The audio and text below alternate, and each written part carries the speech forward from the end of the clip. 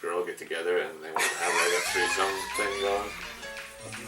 Yes, what every guy wants, we know, but it's not. Turn this off and edit this out. Oh no, we saved this for later.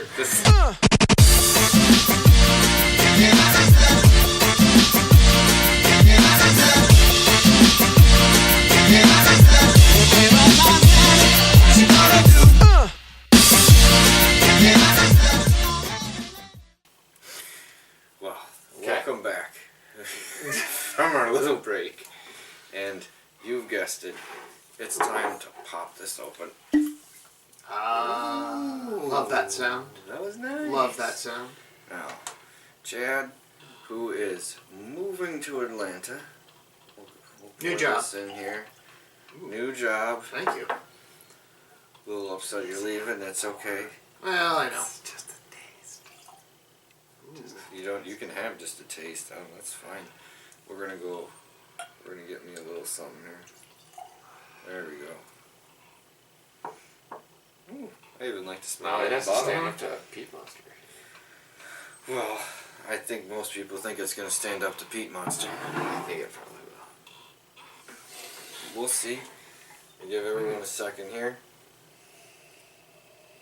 Okay, it's not overpowering on the nose in any way, shape, or form. Okay, I'd say vanilla. vanilla. My nose isn't exactly. I'm still working on training my palate and my nose, so it'll be very broad-based, broad stroke. Let me make that statement right now. I think all of us would consider ourselves novice in Yeah. comparison to some legitimate people. Oh, for sure. Yeah. But I'm gonna say I was hunting for the oak, and I got that in there, but it's light and rounded. There's I want to say a light fruit note, but I can't peg it right now. I can see that. Yeah, it's in the back the very tail end of the smell. It like lightens up. I don't want to call it like a honey crisp because it's not that light, but No, but yeah. okay. Just getting wood. I'm getting an alcohol smell. No, That's it. That's pretty much it. No, No, for and some it's- reason I'm getting an overpowering smell of. And it's just a gamble. That's the I whole know, for whatever reason. Yeah, Turpentine. Well, now I really want to drink it. I mean, for whatever No, you reason, can get that. That's the smell that it reminds me of a childhood memory with my father's painting. But see, there's the thing. A lot of Wait, it comes from memories. Let go ahead. this go, because that's the best type of. It really interpretation. hits Almost me better right than- there. Almost better than everything that's on it, which I had to hold in my mouth while you said that. I like where it goes. Like, where does whatever you're having take you? Like, when I first had Lefroy, I smelt it, and like... Not that rather there than isn't smelling other every- aromas. I'm just saying that's the overpowering, And that's right. distinct thing Yeah. that comes to my brain. And, You know?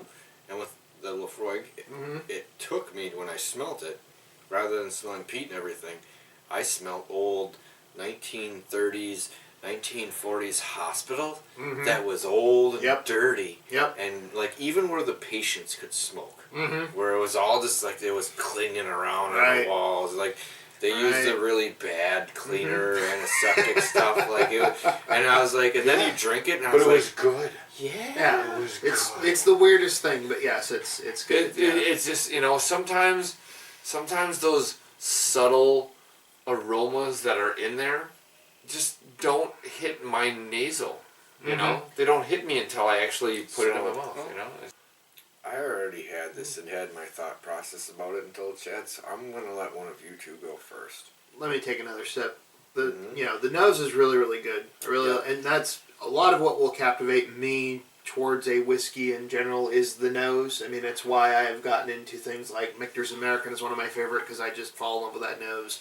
Peat Monster, which you just had. Ardbeg Oogdal is another one, as far as from a peaty one. Yeah, I've got that over there, but I mean, that's just that as well. But anything that has a really good, strong nose, you know, and a lot of stuff that will make me. And even if the flavor doesn't match, it still makes me really love and get into the whiskey. So let me smell it again and give it another taste. I've had 2 so far, but I'm gonna let you get in there. But I'm gonna say on the nose, it's strong, but it's subtle and rounded.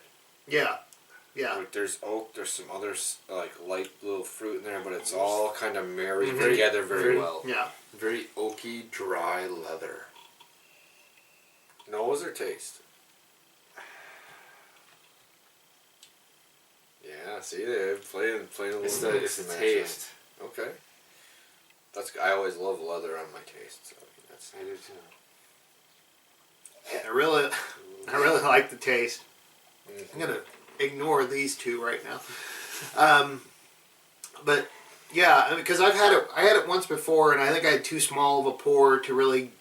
I mean, that's the thing. You don't want to pour half a glass full, but you also need to get enough that you can get enough times, and really swish it around the mouth and kind of get, you know, how does it hit kind of everywhere on your tongue and everything. And it's better than I remember. It's got a fair amount of the oak and everything, but it's nice and rich and a decent alcohol burn. Not like a lot, but it's, like I said, everything has just got a little light edge to everything that's in there.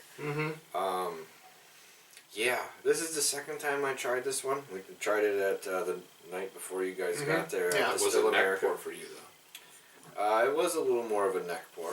I'll give you that, but it was the same thing where something that's so I don't even know if that's a thing. So per se. No, it is. It is. It's I don't have a strong enough palate to know the difference. In all honesty, there is something to that as far as like if it's just the first open of a bottle, it can sometimes change of when you get oxidization. Of you can really smell really lots of times so it's much better in this glass. Best if you can open it up and then pour it in the glass and let the glass sit for 10 to 20 minutes, and then kind of you get a better idea of what it truly is going to taste like. And the same thing will happen in the bottle too. Is you don't want too much oxidization, but you also want a little bit to know what it truly is like once the air hits it. And I'm going to stick with what I was saying that night, that unfortunately, that part of me wanted to shit on it a little bit. Just because of the overhypedness. And that's just because I get that way with everything that's overhyped. Movies, TV shows. Now, I knew this was probably really good just because anyone who's ever had it is like, oh, it might not be worth $1,200, but it is damn solid whiskey. Very, very solid. And for what I paid, $125 for it. Yes. I won.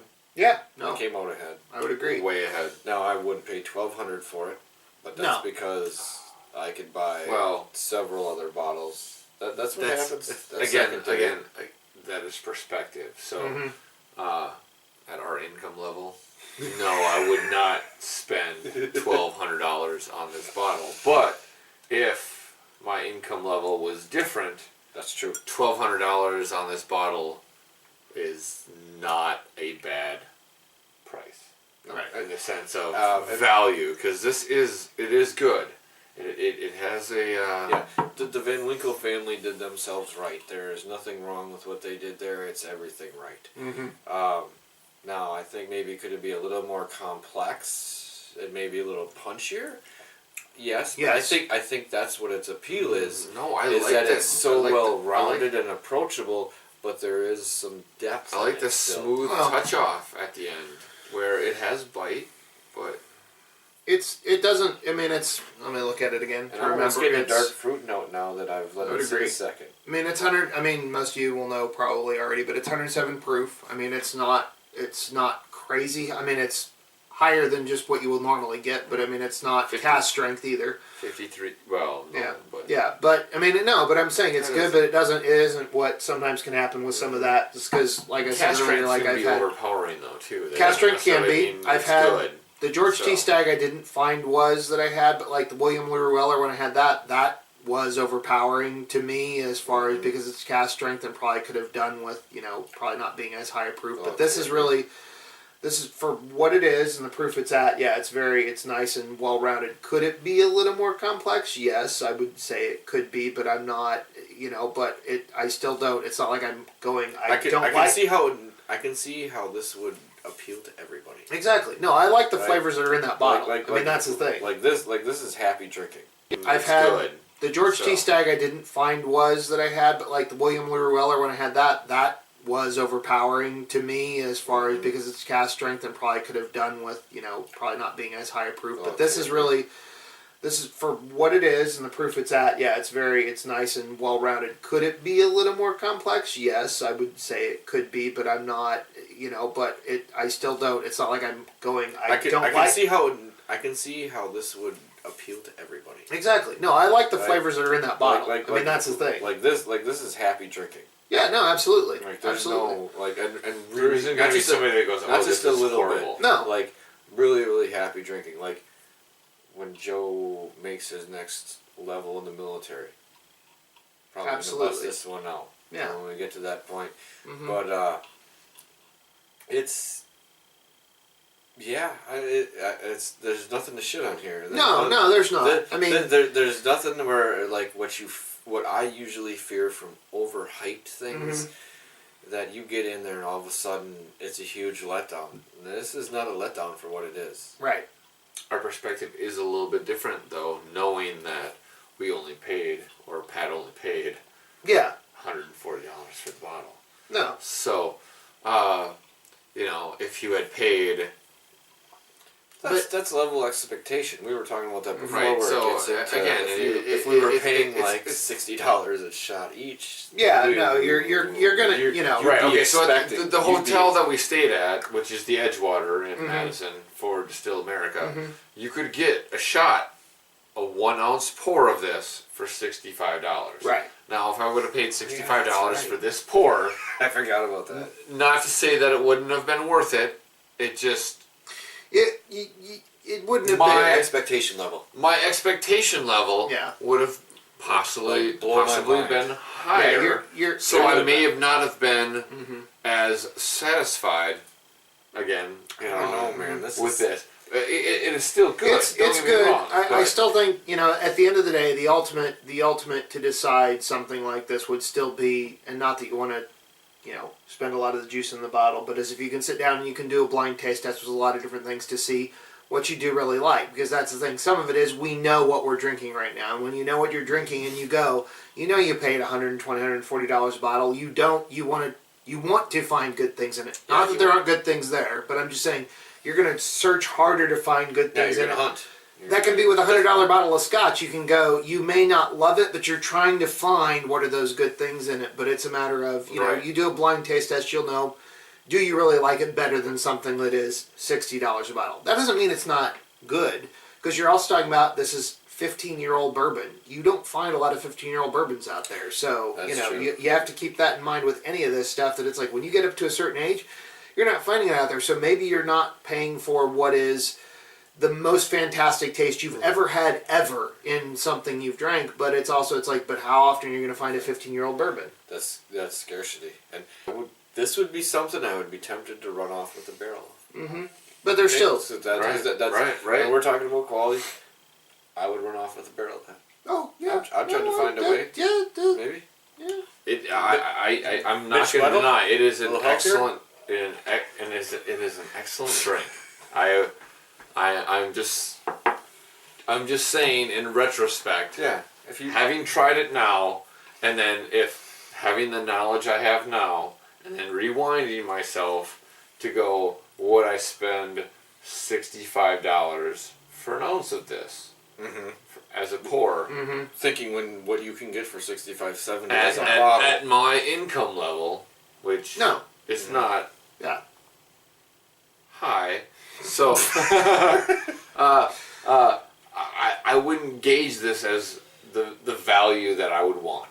Right. Well, and as the expectation of the $65 worth of value. Well, now at the level that we have got it at, this is very, very good. We have one. Okay, so no, we have. Okay, at this one. So our expectation was not as mine was high. high. I mean, it was Oh, still I was. high, I was but leaving it at because of what it is. Yes. Right. But You're right. You're But- right. Price does factor Yeah. in that to how you. but view, price factors in, in a world of economics. Yeah. So No, it does. uh, It's still. I'm just trying to bring that into the world of understanding of what you're getting into. If you were expecting to get this at a hotel restaurant, Right. and said, you know what, I'm going to get the Pappy, Right. and I'm going to spend $65 Right. a shot for this. Well, Yeah. I don't think Understand. I don't think you'd be disappointed, but it's also you can't tie it to what you're paying. You have to go. I just want to go on this for the experience of Yeah. having Pappy Say it's 15. done. But if you're Right. gonna tie it completely to, is it worth the money? There's a lot of stuff in life that really isn't worth the money. I mean, we were talking earlier that at the same auction or basically lottery, not auction, but lottery that we were able to. Pat was able to get the Pappy 15.